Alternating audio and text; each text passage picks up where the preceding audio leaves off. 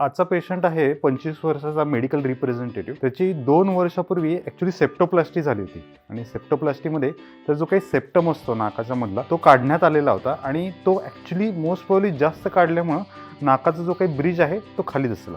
Okay, तर जसं म्हणजे तुम्ही बघू शकता की इथंपर्यंत बोन आहे आणि बोनच्या पुढे जो सेप्टम आहे तो सेप्टमचा पोर्शन नसल्यामुळं नाकाचा पोर्शन पूर्णपणे खाली गेलेला आहे. त्यामुळे हे नाक एकदम बसकं वाटतं आणि नकटं पण वाटायला. समोरच्या व्ह्यूमध्ये तुम्हाला दिसतं की इथं छोटंसं डिप्रेशन आहे आणि नाकाचा हा पोर्शन खूप जास्त वाईड वाटतो. ते बोनी जे काही वॉल्ट आहेत ते खूप वाईड वाटत आहेत, त्यावर याला पण खूप वाईड वाटतं.